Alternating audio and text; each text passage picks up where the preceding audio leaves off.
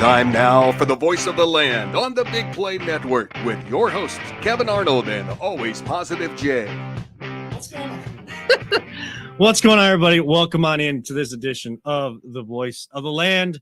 Yes, coming on a little bit late, still working through the remote version of the show when we need to be remote. Jay needed to be remote tonight, and I know I probably upset our producer extraordinaire, Peter Tellup, because I said I like driving the show when we're either both remote or both in the same studio, just because trying to play with the cutoff of audio that Zoom has.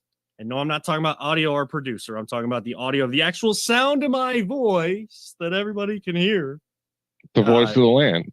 The voice of the land. That's right, Jay. That is always positive Jay chiming in. And of course, Peter Tellup running the ones and twos, trying to make us look and sound as good as possible. Of course, you know, we're working with a new camera here, and I don't know. I gotta work with all the settings. I'm still learning how to use it. So we'll get that picture clear. But most of the time we will be in the studio and having crystal clear picture as Peter has set it up to be.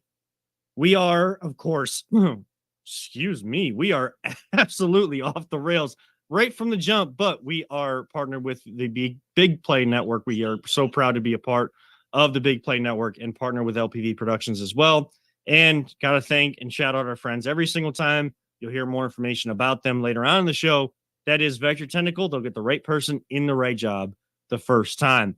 We'll kick things off tonight with exactly the team that I am wearing. You can't see it because my microphone is blocking part of it. But if you can deduce the two letters in the middle of the C and the S, that's right. We're talking Cavs. They are just about to tip off in Milwaukee for the first of somewhat of a baseball series. They have a game tonight in Milwaukee and a game on Friday in Milwaukee. Of course, the Bucks firing their head coach, first-year head coach, 30-13 on the season. Jay, where have you heard that before at this time of the year? David Blatt. Oh yeah, David Blatt. Who the hell even knows Blatt? We know Blatt because he was here for a year. You don't remember the song, do you? I do remember the song, the J.R. Smith song. Yes. I'm kind of all petered out on fan songs right now. The Flacco fever element just absolutely. No, I agree. I'm glad they're gone. But that J.R. Smith song is probably my favorite of all time. There are a lot of good fan-made songs. I mean, again, what kind of sports town are you? Where else are you going to get in a sports town the type of fans that we have here that are going to make songs not just for the Browns and quarterbacks that come off their couch to play for your team? They're going to make it for a three-point shooter. They're going to make it for all different types of people. I'm sure there's songs for people wanting to remember Stump Mitchell being here, even though the only reason I knew Stump Mitchell was because of his beard. We'll get into that and some of the coaching stuff. We'll get in the updates later on the show. But Cavs, 7-8 wins in a row. Losing track because they are just absolutely dominating teams. When they get off to they're going for 9 tonight. Going for 9 tonight. Now, this will be the real test, though, Jay, because, yes, Giannis is back. They have their whole team. What type of emotion are you expecting from the Bucks tonight after they fire their coach? They're reportedly going to hire, and Woj had this earlier, Adrian Wojnarowski of ESPN, that they will hire Doc Rivers. The difference between the Cavs back in 2016 and the Milwaukee Bucks of 2023-2024, two differences. One, the coach that we brought in was already here and knew these players, had played against some of them, including LeBron James. Now you're bringing in a coach that has no semblance, has not even had a chance to put his philosophy on this team. Will he keep some of the assistants? Does he know some of the assistants? Will he be able to work with those assistants? Tonight, is he overrated? Is he overrated?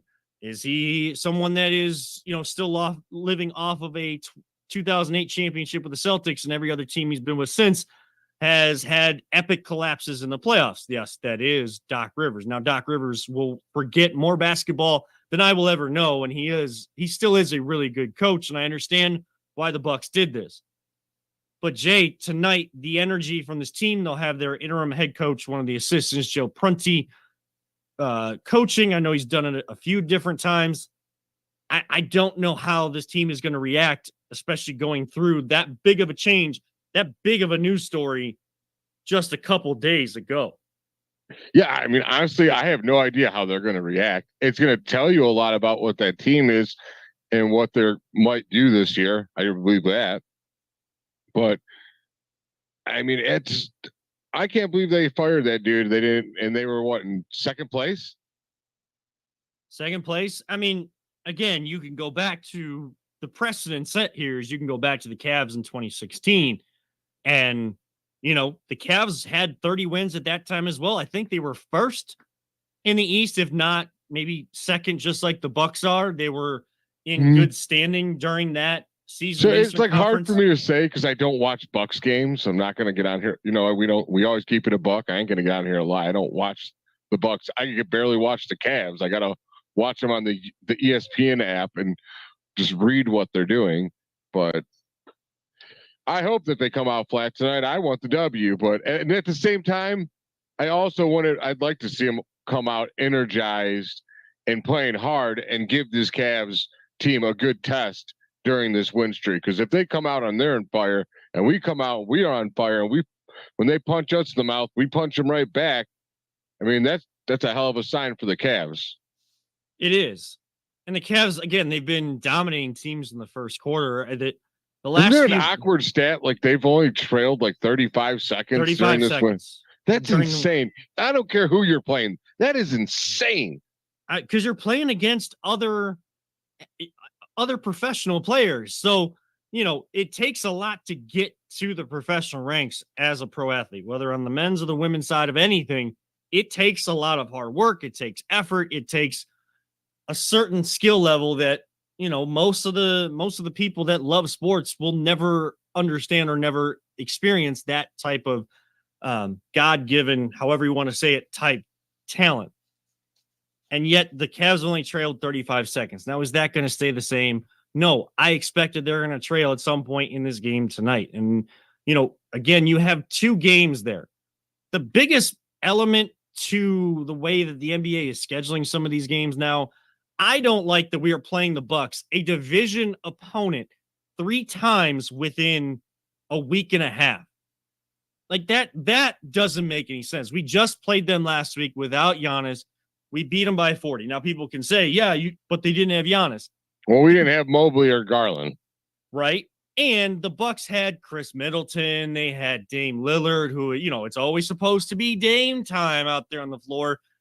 You shouldn't be with guys like the Bucks have without Giannis. You should not be being beat by 40. And I think that's the difference in culture and why the Bucks may have felt that they needed to make a change. Their offense was ranked in the bottom third of the league. It seemed like certain nights they would pick and choose when to play. They could score 145 on you, but they're not defending. They're not always giving the full effort on both ends of the floor. Kevin, if they come out and they are flat tonight after losing to us by 40 and getting a coach firing, and they come out flat, I mean, what do you think about that Bucks team if that happens? If who comes out flat? The Bucks. They come out flat after losing to us last time and by 40. Like, we beat them up. They should be pretty mad. You think, I'm going to be mad. I'm going to come back and get you for that. And they got a coaching change, which supposedly should be a good thing. And they don't and we beat them again soundly with Giannis. Yeah. What does that say about that team? I mean, luckily the NBA season is long enough where Doc Rivers has some time to still get his, and they can win on talent alone, which the Cavs couldn't do when they played with this type of mentality, this type of effort. What we're seeing now is the old school JB Bickerstaff mentality. Outwork the other team. But guess what? You're outworking the other team with still a lot of talent without 2 of your top 4 players on the floor. That is what I've always wanted to see. And now they're moving the ball more. It's about a team mentality. We'll talk in the next segment about Darius and a couple other storylines around this team, because I do want to get into that. I want to tell you guys, I want to explain to Peter and Jay the title idea I had for tonight, but couldn't go with it because even they wouldn't understand it, let alone everyone else out there, until I actually explained it here on the show. So we'll get to that on the other side of the break. But if the Bucks team comes out flat, Jay, I mean, they're playing again on Friday. And if Doc Rivers is able to coach them, then maybe that's, they've seemed to just flip the switch. Like, we want to play this night. We don't want to play that night. Cavs hit us with a big run to start the last game. We just kind of shut down the engines pretty quickly there because we still think that we're the better team when it all comes down to it. And we got to play teams in 7-game series. Like, no one's going to beat us 4 times out of 7. Bad habits tend to, and we've seen this in Cleveland, Jay. Bad Thank habits. you. I was just about to say it. Bad habits, bad mindsets that you think you can just flip the switch and get out of. The 2016 Cavaliers are the exception. I keep bringing them up, but they are the exceptions to the rule. There are exceptions to rules or exceptions to trends. A lot of times, bad habits, bad mindsets that have been allowed to filter into a team now past the halfway point of games. Teams have already passed that 41-game mark. Boy, those are a lot harder to get rid of once you pass that halfway mark than they are to just sink in and be exactly who you're going to be. Yep, dude. I was going to say it. Sometimes this happens on our show, and I'm like, well, I got nothing to say because Kevin just took all the words out of my mouth. I'm sorry. Sometimes when you're good, you're good. Hey, great minds think alike. But I'm humbled by those words. That's why I even brought the question up to you. And I mean, I hope they do. I don't want the Bucks to do good. I hope they establish all these bad habits. So when we play them in the playoffs, we can put a whooping on them and they catch them sleeping. Kind of like what happened to us in the playoffs last year. Although I don't think that team, it was because of established bad habits. I think they played tough all year. I think he said it. The bright lights were too bright for them at the moment. I hope now they learn from that and they continue on to learn and don't make the same mistakes. I feel like that's a deeper discussion for another day. But I would disagree with you in the sense that, it's one thing to get punched in the mouth in the regular season, and then you get your doors blown off because things just aren't going right for a quarter or a half, and a team gets up big on you, and you're expending all this energy to even try to get back in the game. And at some point you just hit a wall, and it tends to happen more often than it doesn't. You rarely see big comebacks like that, but it's another thing when you get punched in the mouth and you still have more games and you still don't respond. Like, at some point, that manhood, that's why it was so disappointing. Your manhood, your pride, whatever you did. And there were games last year where that happened to the Cavaliers, where they were outworked and things like that. And they just thought that they could use the talent that they had put all together now, all this young talent. They just thought it was going to continue to get them where they wanted to go. I think the injuries to Garland and Mobley have shown this team that isn't the case. They came out with that mindset earlier on in the year. Now they're winning a lot of games, Jay. Everybody is starting to talk about Garland coming back soon and Mobley may come back after the All-Star break. That seems to be more the conversation than the good side. I have a bone to pick with that on the other side, and we still will talk a little bit about Garland and Mobley coming back, and can they really come back into the fold and continue this mindset? The Cavs aren't going to win every game, but if they can continue with this mindset and then add more talent to it, they should be in good standing. Will they be able to do that? We'll talk about that. Plus, a little discussion on Tristan Thompson, who was suspended 25 games. More Cavs talk right here on the Voice of the Land on the Big Play Network. Whether you're looking to hire new talent or start a new career, Vector Technical has you covered. Vector Technical is a 28-year-old staffing firm that has helped thousands of job seekers advance in their career with reputable partners throughout Northeastern Ohio. Vector Technical is more than just a temp agency. With an above-average hire-in rate of 1 in 4 candidates, Vector works hard to connect the right person with the right opportunity the first time. Vector Technical hires for skilled manufacturing and light industrial work and is sure to have a career that you've been looking for. To learn more, visit our website at www.vectortechnicalinc.com. Welcome back to the Voice of the Land right here on the Big Play Network. I am Kevin Earl on the other side of town tonight. Not the table, but the town. It is always Positive Jay, and in his usual spot at the table with no one else there until the wrestling guys from the side Hustle podcast. AA Anthony Alford and Kyle Cornell come in tonight. That is Peter Tellep talking Cavs tonight. I know that they are down right now. The game is already tipped off. If you are the Red Wings winning right now?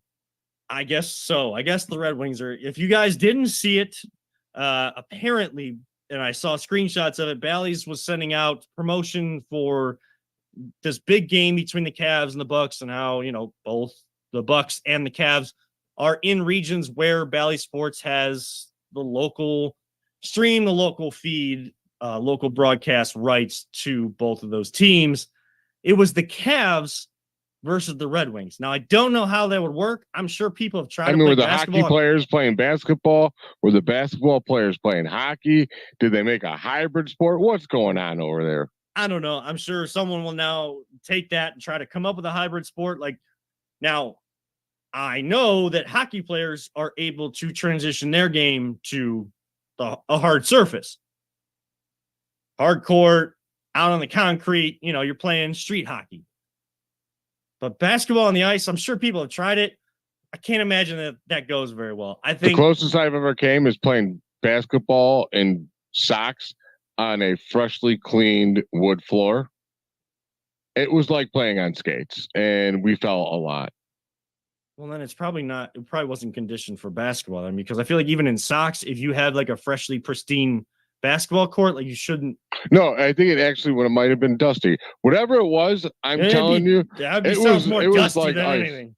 I don't know. Sometimes when you got a freshly clean floor, it's kind of slick with new clean socks. Well, yeah, but again, I think like whatever it was a long time ago. I can't remember. I was in high school, dude, and we fell a lot. It's not fun. My area of expertise. What is my area of expertise is understanding when to talk good about a team and when it's time to put questions out there. For some reason, and I mean, the Cavs could lose tonight. Now they've won 8 of their last 9. Like, I say you need to win at least one in Milwaukee. If you got these 2 games, you got to win at least one. You know, Milwaukee they've come out. They were up 8-4. Peter, do you have an update of where they're at right now? My phone is not opening. Hold on a second. It's 10-4. So go in the wrong direction. Right. But you can tell our question from the first segment, though, Jay, you can tell what kind of mindset.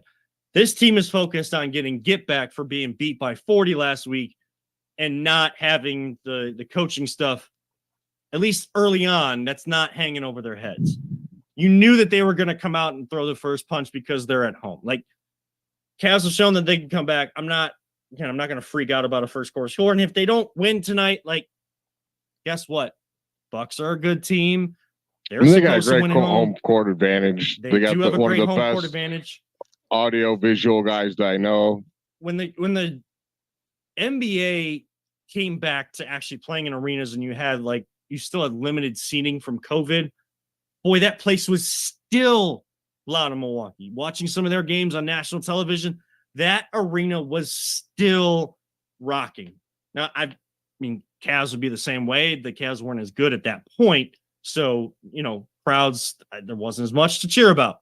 But I'm sure in that kind of situation, and the team is good, Cleveland's going to show out, and you can have 9,000 people in a football stadium sounding like 80,000. That's how good Cleveland fans are.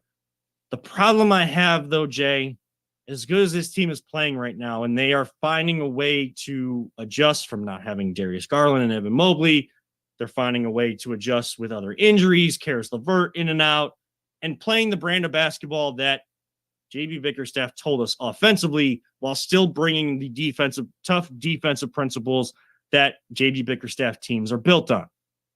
Do you think everybody is focused on that? No, it's all about, well, there's no way this is going to continue. Oh my gosh, the fear meter is at a 20. It's broken. It only goes up to a 10, and I'm at a 20 because Darius Garland and Evan Mobley can't play this way. Well, what out of the big 4, should we get rid of one of them? Which one would you get rid of? Which 2 would you get rid of? Who can we trade this for? What can we get for this person, that player? We knew coming into the season, Jay, everybody was going to only care about what this team did in the playoffs. I understand that. but it's a long season. So if you can't enjoy the journey to back to that point because you have to earn it every single year, and every single year the way you get there is totally different than the previous year, the expectation is still to win one playoff series, if not two, if not more than that. I understand that again, but why are we not focused on the good, the positive side, the glass half full? Why do we always have to go to the glass half empty with every other team but the Browns? Everything with the Browns is turned into something positive, something great, as bad as things go. And yet with the Guardians and the Cavs, any good stretch of baseball or basketball, oh, that can't be the case. Oh, this person's not in there. What's going to happen when they come back? They're going to disrupt this whole thing. Why? Jay, can you explain it to me? I was going to have the title be Why So Serious? Just like the Joker in The Dark Knight. Why so serious? Those questions will be answered, and we can have those discussions when Darius Garland and Evan Mobley actually come back. I do want a little bit of your thoughts on that, Jay. But before that, can you explain this to me? Why is that where we go with this? I think partially, if where you're getting your info is Twitter. That's the first problem with all this, because it's not just Twitter. I don't.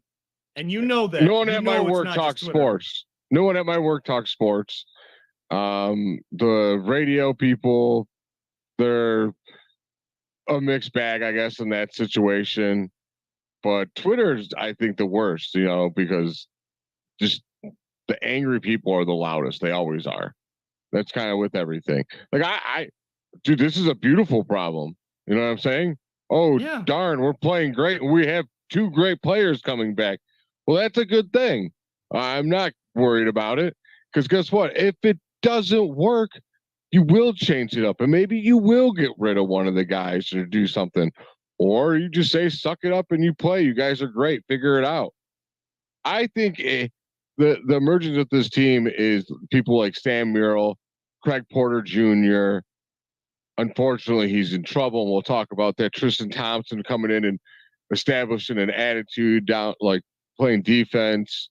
That's where it is. It's not because they're gone. It's because these other guys are filling roles we didn't have.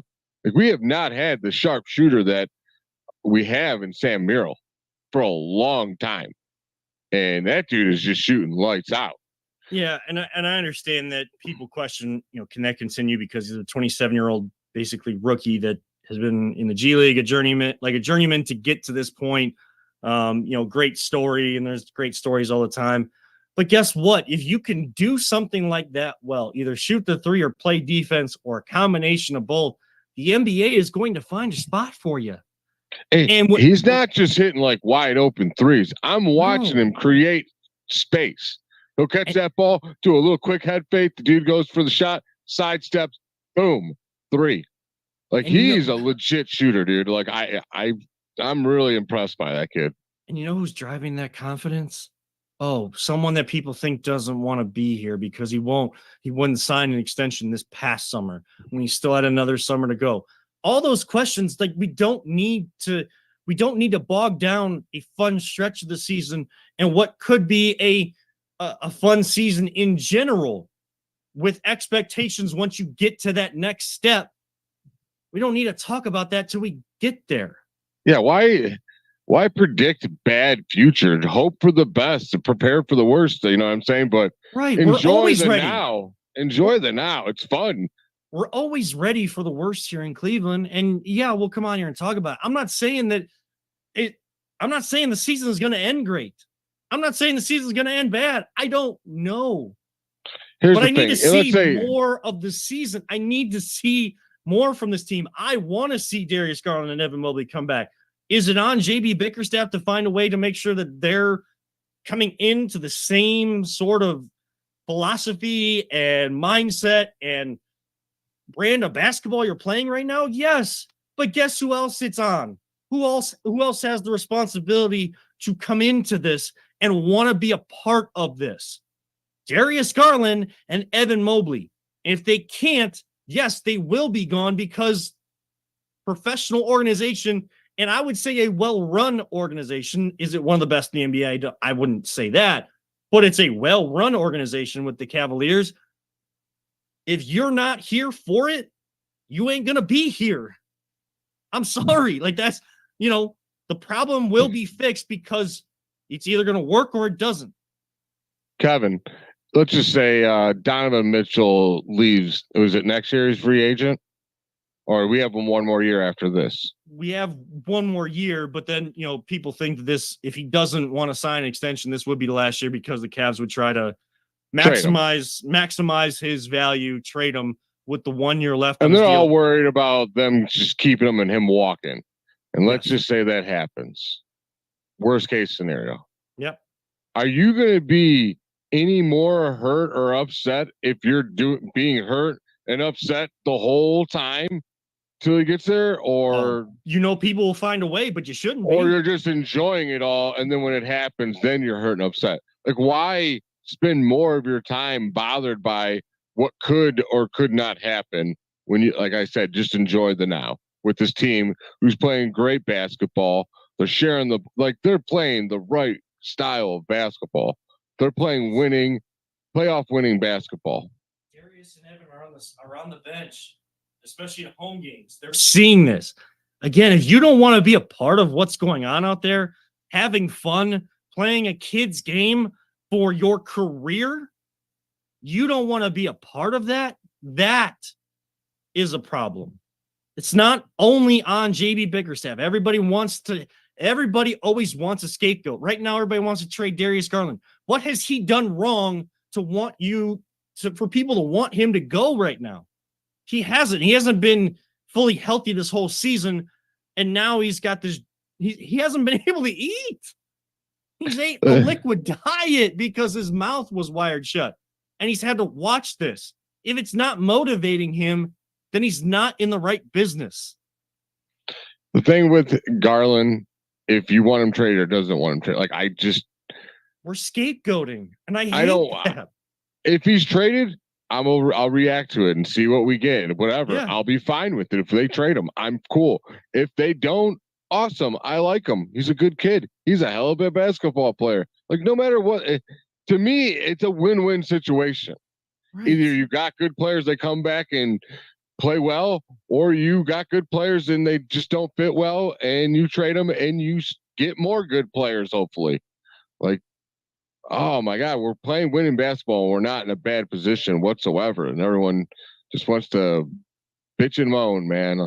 The only thing we can bitch and moan about and is in a bad spot is Tristan Thompson being suspended 25 games for basically PEDs. I'm not even going to try to pronounce them because I read them. Don't try. Yeah. But, I mean, again, and people are going to, well, you're doing that and you're only averaging 3 points and 3 rebounds. Stop going to a stat book every time. I love numbers. I love stats. I'm a math guy. I love it. Baseball is big on stats. I love it. I love looking at stats. But that never tells you the whole story.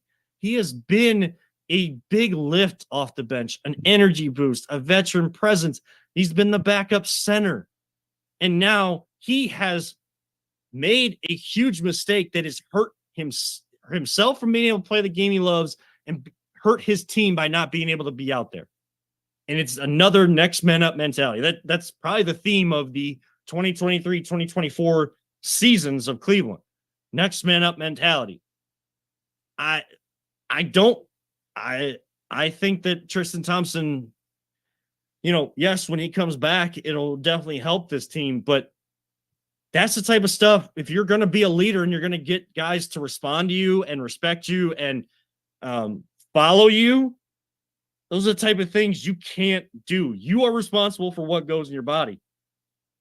And these guys come up with excuses. Well, I didn't know. This person gave me this. This person gave me that. We haven't even heard from Tristan on this. But Jay, you got to take responsibility in it. And unfortunately, it hurts himself and his team. It was a very selfish act. He was dumb for doing it. I mean, I'd love to say, learn from your mistakes. But, dude, you're a veteran, man. You should know better. You're the dude that should be setting the examples for them. Like, if someone's like, I'm thinking about doing this, be like, no, dude, That's not what you do. You're going to get in trouble. They test for this. It's not worth it. It's not going to make you that much better. Just do it the right way. And he didn't. And now he's paying. And now the team's suffering. And he's going to have to deal with that. It's going to be on Damian Jones and some of the other guys. I mean, look, that might open up. Evan Mobley's coming back sooner than, eventually. He'll be Garland first and then Mobley, and I feel like Mobley might be after the All-Star break instead of before. But this right now could be, if they try to do like a smaller lineup, this would be opening up a opportunity for our draft pick and Amani Bates. Well, guess what? Amani Bates got suspended 2 games from the G League because he's jawing with fans. He's going into the stands to jaw with fans. Now that's a rookie. That's a young person who's had That's the guy you want to learn from his mistakes. And when you have a veteran, Tristan Thompson should be the one talking to him about not doing stuff like that. And Tristan goes ahead and does that. That doesn't help continue to build the younger players that you have and set the right example. That's the culture that JB's trying to instill. That's the culture that Kevin Stefanski's trying to instill with the Browns. I'm sure that's what Stephen Vogt is trying to instill with the Guardians.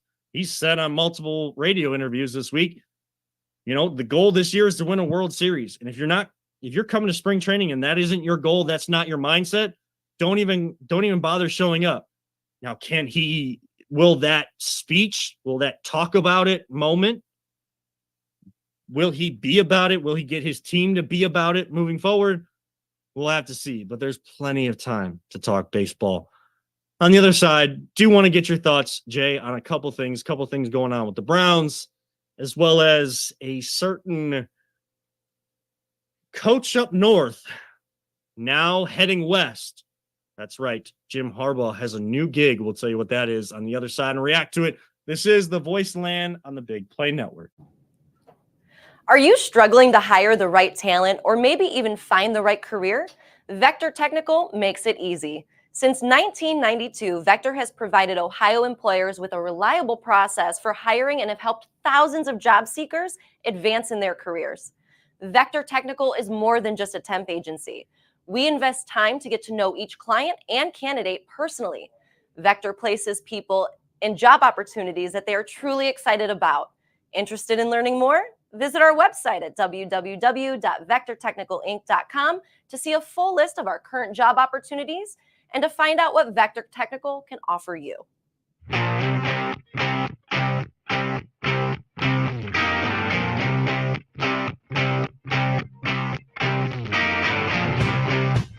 Get your gear at voiceoftheland.com/shop. Welcome back to the Voice of the Land here on the Big Play Network. And, of course, partnered with LPV Productions, and continued thanks to our friends over at Vector Technical. Right person, right job, the first time. We've been talking a lot of Cavs. They're down at the end of the first, 32-28, if you're watching us instead of them. But if you're able to watch us, watch both. That's great because you have multiple devices. I ain't got the money for that. But I appreciate anyone that is tuning in.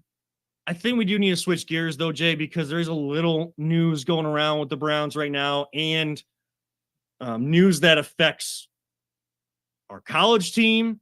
I think I have some stuff behind me. Yeah, there's Brutus right there. No, that's not the right way to turn. There it is. Brutus right there. There's Brutus. There's Brutus. I don't think you can see it because I'm in a smaller box. But news that affects Ohio State as well as possibly the Browns, because it's a move to the AFC with a decent quarterback out west. We'll get to that in just 1 second. But first, Jay, news reported today by Mary Kay and some other people. Oh my gosh, we have a new running back coach. No way. Awesome. It's Deuce Staley. Now, I'm going to remember that he's a running back coach because I liked him as a running back. I ain't going to lie. I did like Deuce Staley. I did like Deuce Staley too. Like, I know that he played in the league. Very few people remember that Stump Mitchell was actually a running back and a really good running back. He is, I think there was a stat said today that he is still second all-time in all-purpose yards in the Arizona Cardinals history, behind only Larry Fitzgerald. Like, Larry Fitzgerald passed him. So, like, that's how good Stump Mitchell was. But I only knew Stump Mitchell was a running back coach because of his beard.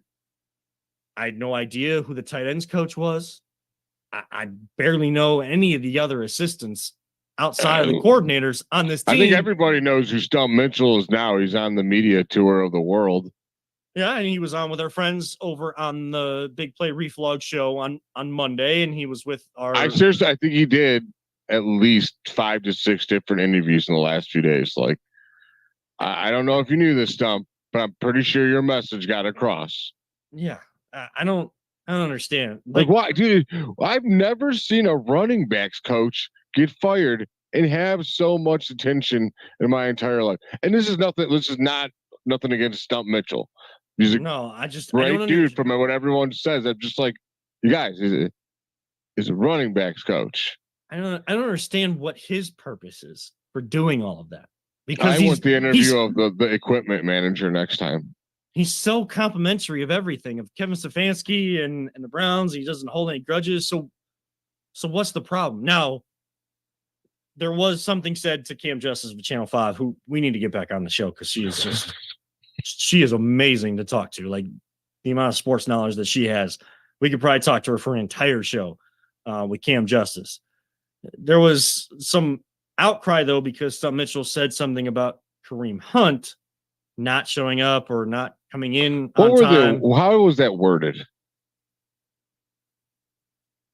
Kevin has frozen time. Peter, can you hear me?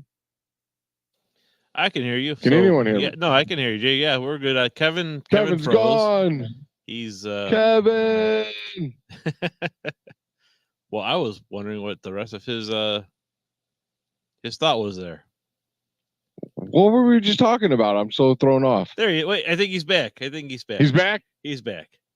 Am I back? You're back. He's back. Guess who's back? Back again. I think it happened at this exact same time the last time I was at home. So there's gotta maybe something's happening. Somebody's messing with stuff. It's Lincoln.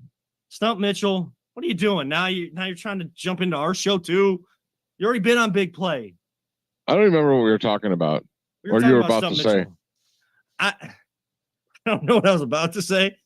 I asked you what he said about Kareem Hunt because I didn't get to watch that. Yeah, so I haven't seen like the exact quote or anything like that. I know Garrett Bush of 92.3 was kind of the main one to was the initial one to kind of bring up that element. And there was, of course, reports that Stump Mitchell was the leak from Berea, and that's part of the reason why he wasn't retained as the running back coach. Like he was. Well, I mean, he likes to talk. That's for damn sure. Yes.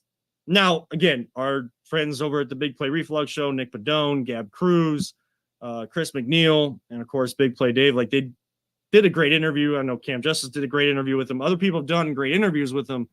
It's just, I don't understand. I don't get it. Like, what are you doing? Like I said, I just never seen anyone. You're not a big guest, dude. Like, unless you have some like scathing thing to say and you have this agenda you're trying to get out there, you're trying to get your get back at the Browns. You're all like professional and saying good things and stuff like that. Like, what's the point? You're just a position coach. I'm sure you get another gig because you're a good running back and you're a really good coach. People respect you. The young players in the Browns locker room respecting them. I don't understand, Jay. Is he trying to get a job in the media? Maybe. That would make sense. But he's doing worse of a job than Hugh Jackson. Hugh Jackson does a terrible job when he does those media tours. Where the hell is the Hugh Jackson book still? Dude, can we never bring up Hugh Jackson? Like, God. I know, but like that's like that's the only thing I can compare it to. But Hugh Jackson, he just sucked.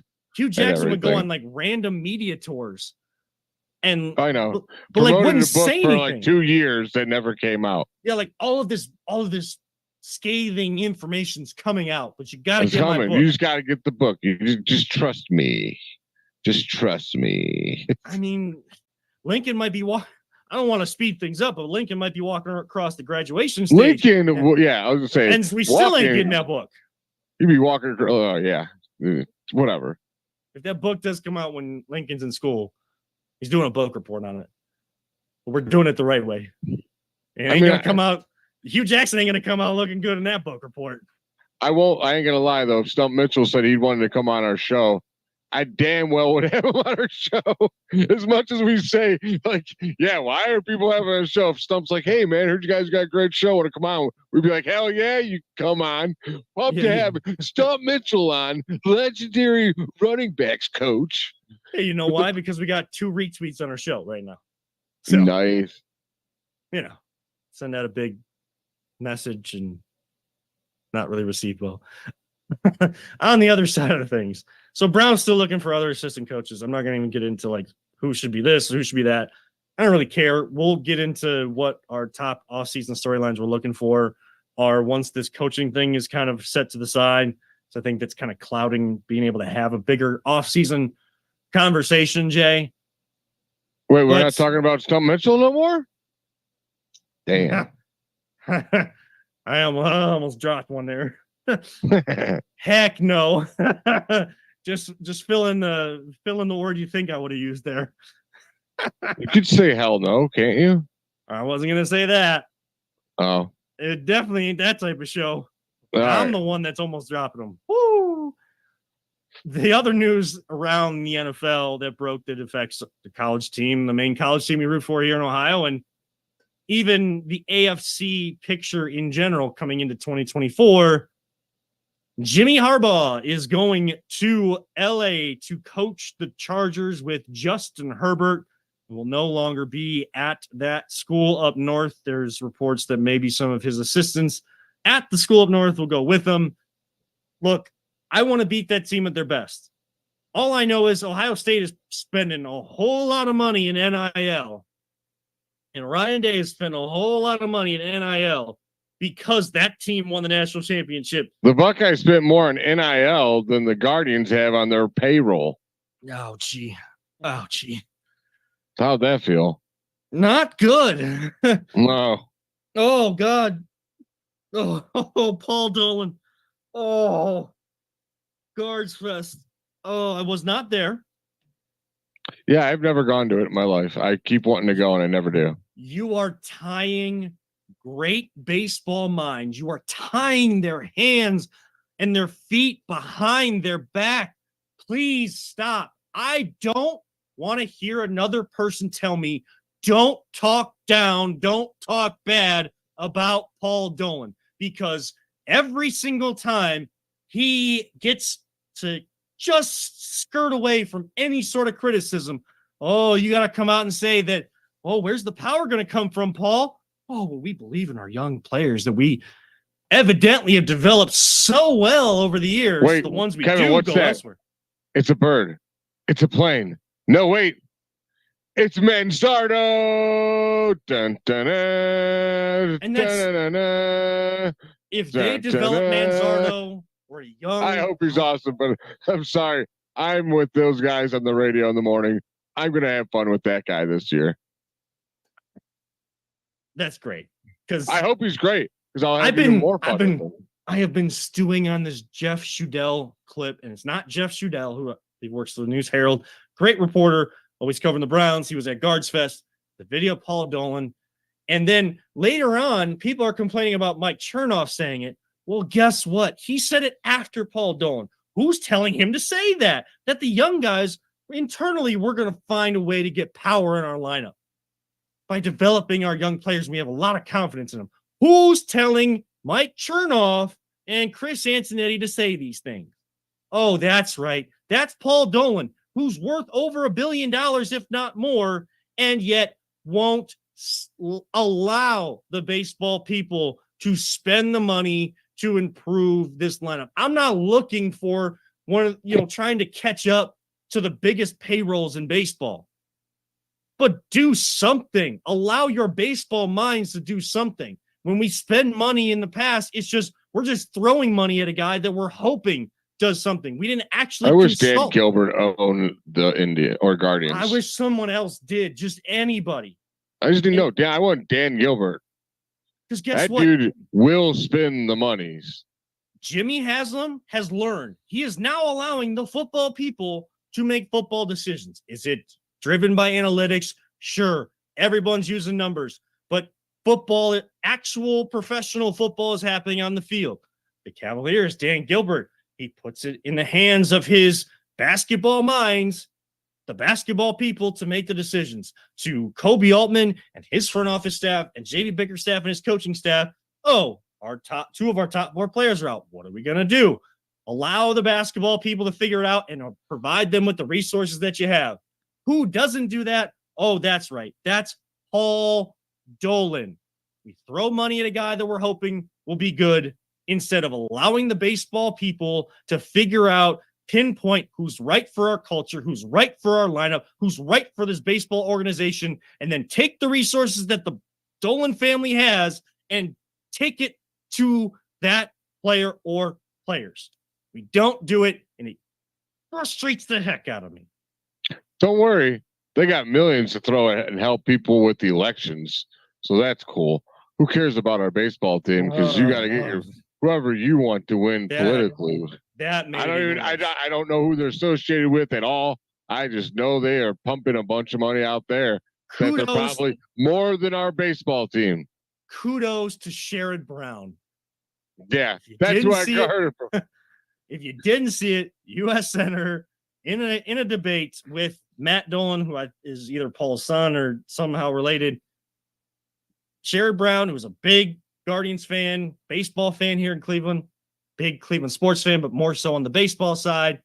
In a debate, he said something to the effect, well, you guys are spending all this money on your political campaign. Why don't you tell Paul Dolan to spend part of that money to get a power bat in our baseball lineup? Something to that effect.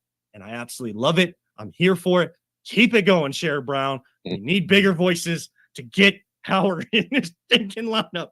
Either contend or don't. And when you're ready to contend, get power in this lineup.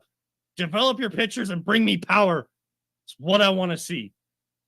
I said so. Jim Harbaugh got hired by the Chargers. That's how much time I wanted to spend.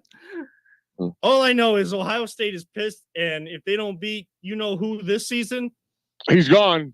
None of that money matters. And Ryan Day, bye-bye. We'll find someone who can actually beat that team up north.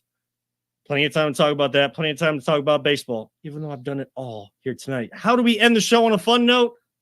We'll all find out together. I got one figured out. I just thought about it. All right.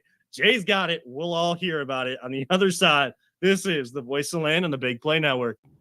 Are you looking for a career in manufacturing? Vector Technical has you covered. Vector Technical is a 28-year-old staffing firm that has partnered with some of the biggest and the best companies throughout Northeastern Ohio. The recruiters at Vector Technical will coach you through the entire job process and will help you land an opportunity that you are truly excited about. Vector does not add any additional fees and offers benefits as well as free online skills training through Penn Foster. To learn more, visit www.vectortechnicalinc.com and make sure to check out our job board to see a full list of our current opportunities and apply. One final segment to go here on this edition of the Voice of Land. I am Kevin Arnold. He is always Positive Jay. Peter Tulip alongside as well, back at the ranch. I feel like I've had a therapy session with a sports therapy session with you guys tonight. Even though I wanted to be positive about the Cavs, and they've been playing great basketball. No, they're down by 10 right now, so 51-41 with 5:13 left in the second. Yeah, and the same people that are only talking about being concerned and think that everything's going to be lit on fire when Darius Garland and Evan Mobley come back. They only want to focus on the negative. They'll focus on, oh my gosh, this team is so bad. Did you see that game against the Bucks and how they lost? One game is not going to define it. They have 2 shots, and this is a great tune-up for the playoffs too, because look, you play a playoff series, play a game, you have a game in between to make adjustments, you play another game. Another way for younger guys to get that experience in the regular season against a really good team, and for the people that did not play well against the Knicks to play better against the Bucks. So if they do lose tonight, I'm not saying they're going to, if they do, make your adjustments. Actually plan and prep like you're prepping in a playoff series. This is the one time a year you can do that in the regular season when you don't typically do that as you go from city to city and game to game in the NBA. Right, and the Bucks look are at a that. really good team. It's not like we're playing a scrub team here that we're down. So it's They played really good at home. And again, we asked the question. They're answering it for us, Jay. What was their motivation going to look like tonight? It was definitely to get back for the 40-point and prove that the organization did what the players wanted, and now they're ready to show that Roll. they're ready to roll.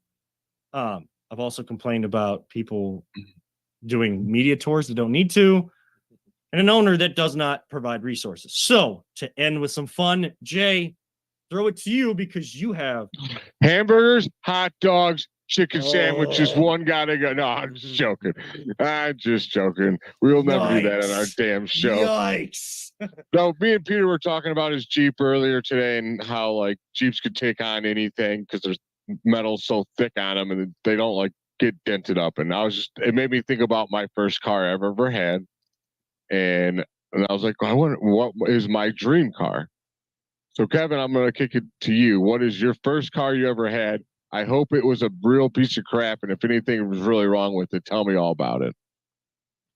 Before I do that, I do want to make sure that we do say that we thank the Ohio Media School, the Be On Air Network, for allowing us to also push our audio sound, not just to the main podcast platforms, but now to the Be On Air Network platform as well. We'll start sharing that a little bit more, especially through LinkedIn and social media. And be sure to check out the Cleveland Crunch at theclevelandcrunch.com. We'll have the live stream.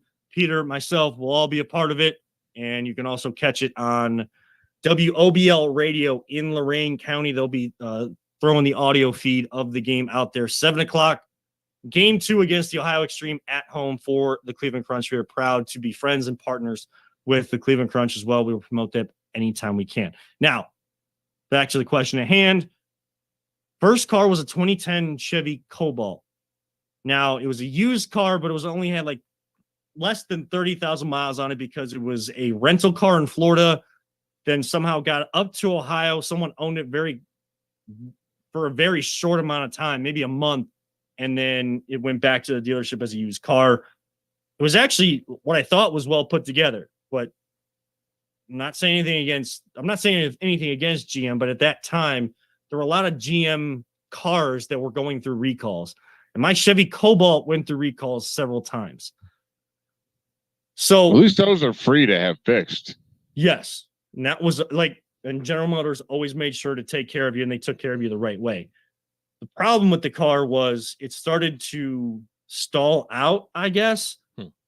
And there were 2 scary moments with my first car. And I know people always have rough experiences with their first car, but both times I was driving on 90 East coming back from basically the Ashtabula County side of things. One drive came from Pennsylvania through Ashtabula back home, and another one was just from Geneva, Ohio, where the Spire Academy, the Spire Institute for Olympic Training, is in Northeast Ohio. The Geneva trip, it was raining, and I was following basically a caravan of cars. And there goes Kevin and then he again. froze again. I like where his hands are in the froze, though. That's hilarious. Yes. All right. Well, he's gone. His terrible story's over. So, Peter, you tell me what your first car was, because Kevin is out. Okay, so first car that I actually drove wasn't I had to share it with my sister's family's third car. Was a 1982 Ford Granada. It was a black 4-door boxy square. Is terrible car. It was basically the Ford Granada was like a giant. Oh, that was weird. We just there he is. Wait, now he's you. Now he's me. And I'm Kevin. And he's back. We're Is back. he back or is he frozen? Is he frozen He's with frozen. 2 thumbs up? No, I All think he's right, moving. you I had think the boxcar. he's moving a little bit. Oh, there he is. So anyway, yeah. So 1982 Ford Granada was my first car, and it was 82 was the only year I think they made this one. It was they used to be like a big. Do you remember like the Ford LTDs, like the big square boxy cars? That's kind of what a Granada was, and they made it smaller, like this one year. whatever. It was transportation. The first car that I actually like bought myself was a 1985. It was a Buick Century Limited, and that thing was the most comfortable car to drive ever. The front seat was a split bench. It was basically like you're sitting in a sofa, like a big cushy couch. And the thing had a 3.8 V6, so it had a lot of power. It didn't look like it did, but it had a lot of power. So that was a lot of fun. My dream car is pretty close to what I'm driving now. I've got my 2016 Wrangler. I think if I could have any car I'd want to go back and get a 95 Wrangler. That was the first Wrangler I had. And it was a really basic Jeep, but it was just because it was so basic, it was just so much fun. So there you go. So Kevin, you were on a death trip there from Geneva. Yeah. Car kind of stalled out, and as we're driving, we're all driving the same like speed, keeping our distance. It was raining a lot on 90, and a car stalled out, and it spun off the road. It absolutely spun off the road. I thought I was going to flip. I started going to the right because I was in the far left lane. I started going to the right. Luckily, I was able to correct a little bit, and then the car went all the way to the left into the grassy area, and I slid through a bunch of mud, all of that. People were like stopped at the exit close to where I was at, and they started like running across the highway to see if I was okay. And the second time was coming back. Wait, have you ever done donuts in a parking lot before? In the snow for fun? I didn't think so. Go on. Sorry. That's an inside joke with me and Peter right now. Kevin didn't know what to do, Peter. Yep, overcorrected. Yep, and he kept spinning. Like before the show, we were talking cars, and we were talking how people should go do donuts in the parking lot so that when they start spinning, they actually know what to do because you're supposed to turn the opposite way or whatever. Yeah, best thing you can do is snowy, icy weather. If there's a big open parking lot, just go take your car and just start sliding on purpose, just so you can figure out so you get used to how to handle it. You know how your car is going to react. Yeah, it's just we had a nice long conversation about that before you joined. Mm-hmm. Well, what's your dream car, Kevin? Dodge Charger, cherry red Dodge Charger. Cherry red Dodge. What year? Like new, old? Like the newer style when they brought the Charger back. Yeah. That's what I'm saying. Not like the Fast and Furious Charger. No, but I mean, if I got one of those and it was cherry red, I'd be fine with that too. Nice. Yeah, my first car, if you thought yours was scary, it was like, I think an 81 Jetta. Oh, jeez. Brown with brown interior. It had a moonroof, and I almost swore. I kid you not. You had to crank it. It was like a circle, and you had to like a window. I know what you're talking about. I'm old enough. It had the goofiest jingle when you open this car, but that's just the goofy things about it. If you hit the gas too hard, the throttle would stick. So I would have to brake as hard as I could, put it in neutral, turn the car off as quick as I could, run out, pop my hood, loosen up the throttle thing, and go on with my business. When I would get to stop signs, I would have to put it in neutral and idle it myself because it would stall out, and then I would have it was like a stiff shift. And if I didn't give it the right amount, it'd just be like meh, meh, meh, meh, meh. And it had no exhaust, but it's called a cherry bomb, I think. If you know what that is, Peter. Yeah. Oh my God, this thing went as fast as a go-kart, but sounded like a muscle car, and it was so ridiculous. I don't know how I ever got a girl to go in that car. My dream car is probably a souped-up H1 Hummer. Like, I just want one of those. Oh, the original Hummers. Yeah. But if you ever seen them, like sometimes they get the interior, it looks all super nice and fancy and stuff. I had a friend of mine. At, Kevin? A friend of mine had one of those back in what was that? Late '90s. Had one of those H1 Hummers. banging one of his toys off the ground. I just heard like this banging noise off to the side, and he just likes to make noise and just hit his toys off the ground. Well, I He's thought probably- you saw like a ghost. You were just like, whoa. No, but like because I have my headphones in, like sounds are like kind of like around me, and I don't exactly know. But he's probably got his plastic bat from one of his toys, and he's just hitting off just like Bam Bam from the Flintstones, just hitting it off the ground. But Peter, I was going to tell you the first car I owned, because that Jetta was like kind of the family car for me and my brothers, is a 93 Cadillac Fleetwood Brougham with airbag suspension, the same kind of like front seat, like it was like a couch. Oh yeah, I love that thing so much. I would let I just throw my friends the keys. I'm like, I'm gonna go sit in the back seat. That thing's like a full size couch back there. I'm cool. Oh, I love that thing. I definitely put a huge audio system in it. Oh yeah, it was great. When I was in college, real quick, when I was in college, my Century, that Buick Century I got rear-ended and it was in the shop. My dad's business partner at the time had an old, I believe it was a 79. It was a 79 Cadillac Fleetwood Brougham.